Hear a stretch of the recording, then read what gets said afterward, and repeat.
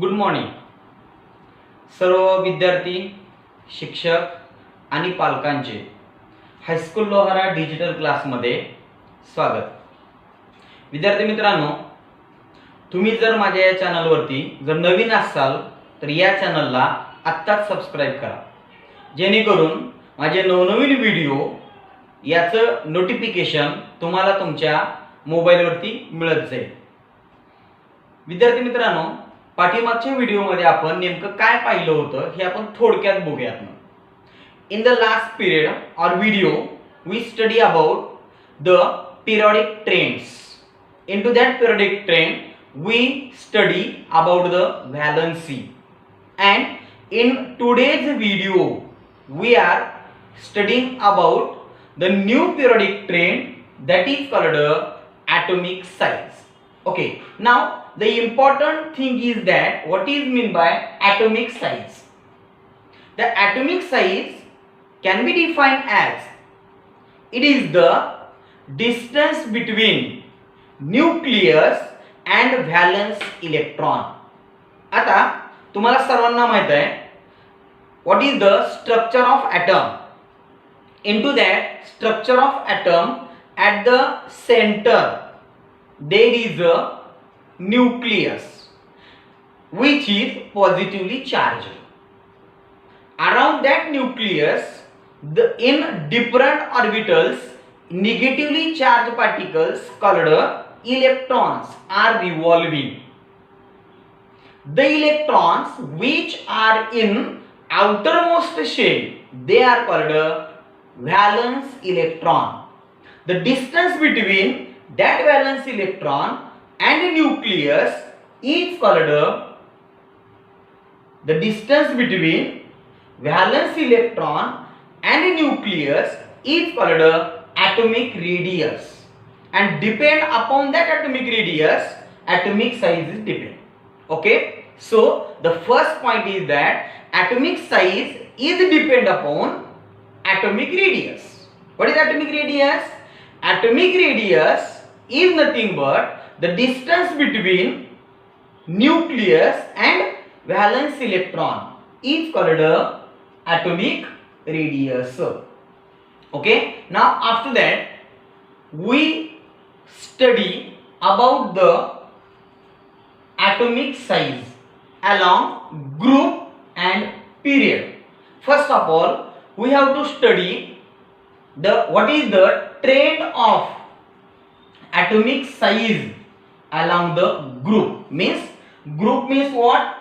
Vertical lines, that is called groups. Okay, into that group there is the first group, second group, third group. In this manner there are 18 groups. Okay, now look out the first group. Into that first group, which are the elements? First element is hydrogen, second element is lithium, beryllium, and sorry, not beryllium, hydrogen, lithium, after that sodium. In this manner. आणि त्यासाठी आपण एक ओळ तयार केली ती हालिना के रुबिना कस फुर. हा मीन्स हायड्रोजन, ली मीन्स लिथियम, हाली ना मीन्स Na, सोडियम, के means potassium, Rubina Rb means rubidium, कस Cs caesium, and fur means francium.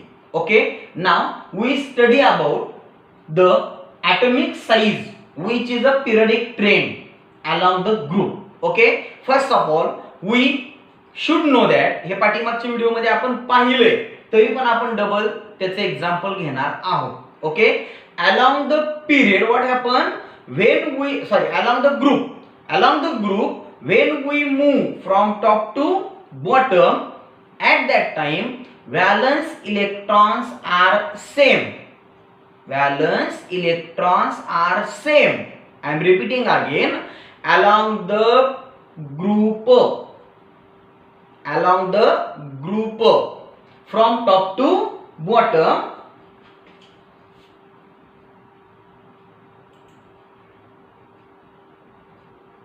along the group from top to bottom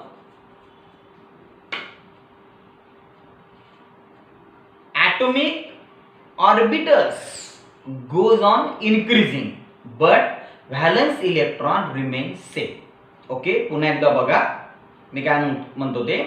along the group when we move from top to bottom at that time number of orbitals goes on increasing but valence electron remains same. मग माझं म्हणणं असं आहे की जर समजा valence electron सेमच आहे पण जर ऑर्बिटल जर वाढत असतील तर साहजिकच नवीन ऑर्बिटल येईल. नवीन ऑर्बिटल आली म्हणजे याचा अर्थ ती ऑर्बिटल ही पहिल्यापेक्षा दुसरी म्हणजे पुढची असणार आहे, दुसऱ्यापेक्षा पुढची तिसरी असणार आहे. म्हणजे त्याच्यामुळे काय होणार आहे, ऑर्बिटलची संख्या वाढली म्हणजे व्हॅलन्स इलेक्ट्रॉन पुढे वाढत चालला. हे आपण एका एक्झाम्पलच्या मदतीने पहिले समजून घेऊ, मग या मुद्द्याकडे येऊयात, म्हणजे तुम्हाला क्लिअर लक्षात येईल. ठीक आहे, हे आहे एलिमेंट्स, त्याचं आहे इलेक्ट्रॉनिक कॉन्फिगरेशन म्हणजे इलेक्ट्रॉन स्वरूपन, हे आहे ऑर्बिटल्स. आता बघूयात आपण. आता याच्यामध्ये पहिला घेऊयात कोण, हायड्रोजन. ओके, हायड्रोजन त्याचं इलेक्ट्रॉन कॉन्फिगरेशन 1 आणि ऑर्बिटलची संख्या किती आली, 1च, बरोबर आहे.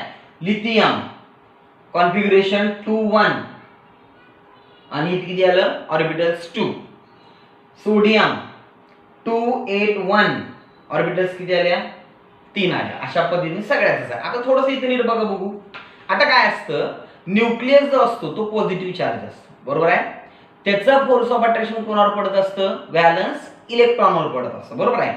मग इथं जर बघितलं आपण तर ऑर्बिटल एकच आहे, त्यामुळं हायड्रोजनच्या न्यूक्लियस मधून जो फोर्स ऑफ अट्रॅक्शन जाणार आहे तो फक्त कोणावर जाईल, एकाच ऑर्बिटल वरती जाईल, बरोबर आहे की नाही. आता तेच आपण लिथियम बघितलं तर काय होईल, पहिल्यांदा फोर्स ऑफ अट्रॅक्शन ह्या 2 वर पडेल आणि त्याच्यानंतर 3 वर, ह्या उरलेल्या 1 वर पडेल. म्हणजे याचा अर्थ की ऑर्बिटल वाढल्यामुळं इलेक्ट्रॉन जो आहे तुमचा आउटर मोस्ट ऑर्बिट मधला, की ज्याला आपण व्हॅलन्स इलेक्ट्रॉन म्हणतो, तो पुढे गेला.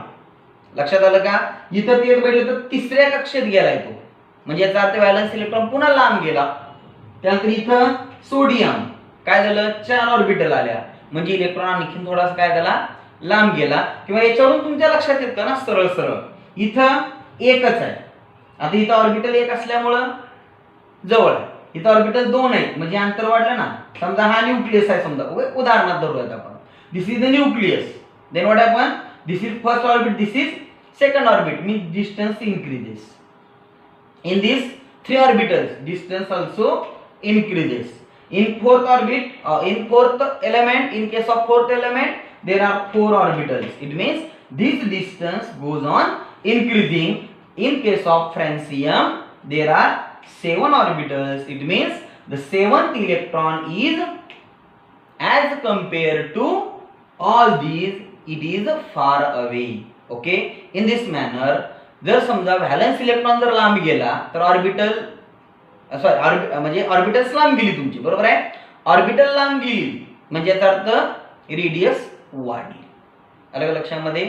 आणि अशा प्रकारे when we move from top to bottom along the group, then orbitals goes on increasing, due to which atomic radius increases, and due to increasing atomic radius atomic size also increases, which is the third point. Okay, आता परीक्षेत समजा तुम्हाला असा प्रश्न पडला, give scientific reason the atomic size goes on increasing along the group. त्यास काय explain करणार तुम्ही. First point, atomic size. Number 1, atomic size is depend upon the atomic radius. Number 2 point, atomic radius is nothing but distance between nucleus and valence electron. Okay, along the groups. आता direct groups म्हणायचं, त्यांनी ग्रुपचं विचारलं तर पिरियडचं विचारलं period चालेल. ठीक आहे. along the group when we move from top to bottom orbitals goes on increasing by 1. Okay, number next, due to increasing orbital the valence electron goes away from the nucleus. Number third, or whatever may be fifth, due to which the atomic radius increases, and due to increasing atomic radius atomic size also increases. बस एवढे मुद्दे लिहिलो तुम्ही ते तुम्हाला 2 mark मिळतील. Okay, याच्यामध्ये main शब्द आहे तो म्हणजे along the group orbitals goes on increasing. आणि नंबर दुसरा महत्वाचा मुद्दा आहे due to which atomic radius increases. Okay, in this manner we study about the periodic trend, that is atomic size along the group. Now we have to study this atomic size trend along the period. Okay, what is period? Horizontal lines, groups vertical line, period horizontal line. बघा आता याच्यामध्ये काय आहे तर बघूयात आपण पहिल्यांदा first point. Okay, पिरियडचं लिहित असताना सुद्धा ते पहिल्याची माहिती लिहायची कोणाची ॲटॉमिक साईजची. Atomic size depend upon atomic radius. Atomic radius nothing but distance between valence electron and nucleus. आणि नंतर मग हा तिसरा मुद्दा यायचा. आता when we move along the period from left to right then what happen. त्यासाठी आपण काय करू पहिल्यांदा एक्झाम्पल घेऊया. ठीक आहे, आपण समजा दुसरा पिरियड बघूया. दुसऱ्या पिरियड मध्ये कोण आहे हा हे पहिल्या पिरियड मध्ये गेले. ली बे बो क न ओ फ्लू मी हे दुसऱ्या पिरियड मध्ये आहे. चला आता काय करूयात आपण हे लिथियम बेरिलियम बोरॉन कार्बन अशा पद्धतीने निऑन पर्यंत घेतलो. थोडी इथे नीट बघा बघू. लिथियमच्या बाबतीत किती ऑर्बिटल्स आहेत सांगा 2. बेरिलियमच्या पण 2च, बोरॉनच्या पण 2च, कार्बनच्या पण 2च, नायट्रोजनच्या पण 2च. ऑर्बिटलची संख्या ऑक्सिजनला किती आहे 2च. फ्लोरीनच्या बाबतीत 2च. In case of neon there again mistake. Neon have atomic number 10. Atomic number 10. Okay, and that should be 2 and 8. Okay, that is a mistake, typing mistake. You can understand that. Okay, आता याच्यात काय लक्षात येतं आपल्या ऑर्बिटलची संख्या सारखीच आहे पण थोडंसं नीट बघा बघू. व्हॅलन्स इलेक्ट्रॉन इथे किती आहेत 1, इथे किती आहेत 2, इथे किती आहेत 3, पलीकडे व्हॅलन्स इलेक्ट्रॉन किती आहेत 4, इथं 5. आता काय होईल माहिती आहे का ऑर्बिटलची संख्या तर सारखीच आहे त्यामुळं व्हॅलन्स इलेक्ट्रॉन हा तेवढ्याच अंतरावरती आला सगळ्यासाठीच. मग ग्रुपमध्ये तसं नव्हतं. डायरेक्ट काय वाढत होती ऑर्बिटलच वाढत होती आणि ऑर्बिटल वाढल्यामुळे काय होत होतं ॲटोमॅटिक व्हॅलन्स इलेक्ट्रॉन लांब जात होता. इथं तसं होणार नाही ना. इथं काय होईल मग ऑर्बिटलची संख्या सारखीच आहे म्हणजे सगळे जे तुमचे इलेक्ट्रॉन फिरणार आहेत ह्या सगळ्या एलिमेंटची ते सेम डिस्टन्सवर फिरणार आहेत पहिल्या केसमध्ये पहिल्यांदा बरं का. मग आता काय होईल माहिती का इथं थोडंसं एक लक्षात घ्या. मी तुम्हाला मगा म्हणत असताना असं म्हटलं होतं ॲटमच्या स्ट्रक्चरमध्ये सेंटरला कोण आहे न्यूक्लियस आहे बरोबर आहे तो पॉझिटिव्ह आहे आणि ऑर्बिटल्स मध्ये कोण आहे इलेक्ट्रॉन की जे कोण आहे निगेटिव्ह आहे. मग माझं म्हणणं असं आहे in between negative positive there should be force of attraction. मग जर समजा ऑर्बिटलची संख्या तेवढीच असेल पण इलेक्ट्रॉनची संख्या जर वाढली तर निगेटिव्ह चार्ज वाढले. निगेटिव्ह चार्ज वाढले म्हणजे काय वाढलं फोर्स ऑफ अट्रॅक्शन वाढला. त्यामुळे व्हॅलन्स ऑर्बिटल मधला जो इलेक्ट्रॉन आहे तो जरी ह्या सगळ्यांच्या बाबतीत 2-2 ऑर्बिटल जरी असल्या तरी ज्याचं इलेक्ट्रॉनची संख्या जास्त ते काय केली जातील रे जास्त खेचली जातील. ओके, कारण निगेटिव्ह चार्ज वाढला. आता तुम्हाला एक उदाहरण सांगतो मी सोपं उदाहरण आहे. समजा एक राजा आहे बरोबर आहे त्या राजाचा एका ठिकाणी किल्ला आहे मेन किल्ला ठीक आहे.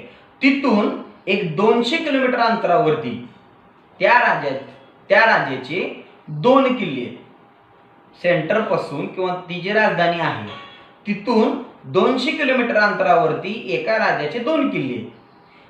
त्याच्याच उलट्या बाजूला म्हणजे दुसऱ्या बाजूला त्याच राजाचे तेवढ्याच अंतरावरती म्हणजे 200 किलोमीटर अंतरावरती 5 किल्ले.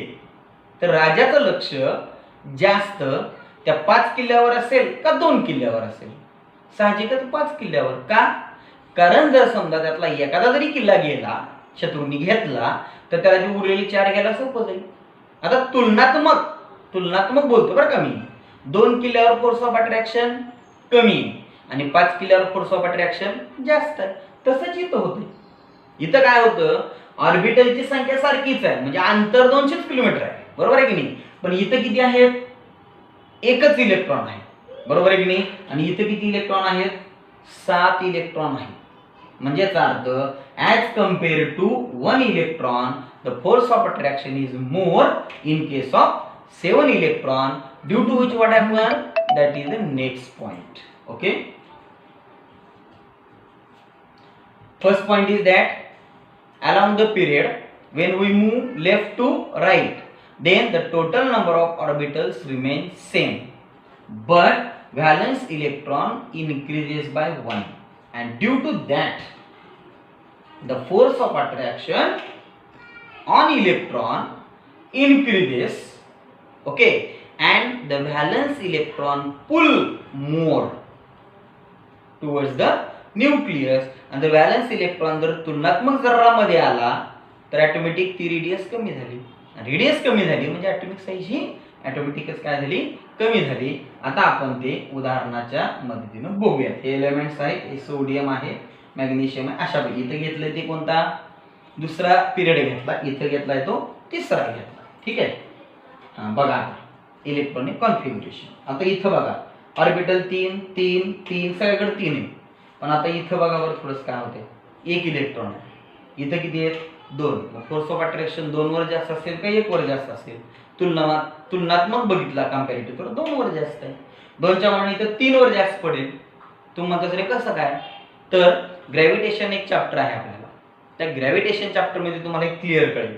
ठीक आहे, तर कसं असतं, जर चार्ज वाढले तर फोर्स ऑफ अट्रॅक्शन पण वाढतो, आणि चार्ज जर कमी झाले तर फोर्स ऑफ अट्रॅक्शन तुलनावरून काय होत असतो, कमी होत असतो. एवढं लक्षात ठेवा फक्त, बाकी तुम्हाला डिटेल पुढे शिकायला मिळेल.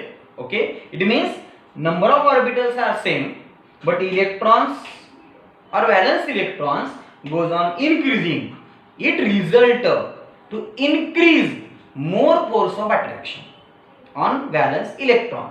Due to more force of attraction, the electron will be pulled more towards the nucleus, and in this manner automatically the radius decreases, and as radius decreases atomic size also decreases, which is the last point. And in case of particular period the atomic size is smaller in case of fluorine or in case of chlorine. Indirectly or in general we can say that it is less or smaller for halogens. Okay, halogen. But there is one exception, that is called a noble gases or that is called a zero group. Zero group चं कसं होतं, त्या ठिकाणी octet पूर्ण असल्यामुळे तो force of attraction तुलनात्मक पुन्हा कमी होतो आणि ऑटोमॅटिक ती रेडियस वाढते. पण आपण हा जो रूल सांगणार आहोत डिक्रीजचा, तो फक्त हॅलोजन पर्यंत लागू होतो, पुढच्याला म्हणजे नोबल गॅसेसला किंवा झिरो ग्रुपला लागू होत नाही. ओके, आता इन शॉर्ट मी तुम्हाला सांगतो काय होते बघा. अलॉंग द पिरियड, आता पहिल्यांदा समजा प्रश्न विचारला, give scientific reason. atomic size decreases from left to right along the period. तर तुम्ही काय म्हणणार, number 1 atomic size depend upon atomic radius. Number 2 atomic radius is nothing but distance between nucleus and valence electron. Number 3 along the period when we move from left to right, then orbitals remain same but valence electron goes on increasing. Number next, due to increasing number of valence electron, force of attraction increases. Due to that, valence electron pull more towards the nucleus. Okay, number next, due to that atomic radius decreases and as a result atomic size also decreases. Thus, along the period, atomic size decreases from left to right except noble gases or zero. Okay, तर अशा प्रकारे आपण आजच्या व्हिडिओमध्ये पुढचा trend बघितला. तो कोणता? तो म्हणजे ॲटॉमिक साईजचा. तर तुम्हाला सर्वांना हा माझा व्हिडिओ आवडला असेल तर या ठिकाणी लाईक वरती क्लिक करा आणि या माझ्या व्हिडिओला लाईक करा. तसेच त्याच पद्धतीनं या चॅनलला सबस्क्राईब करा.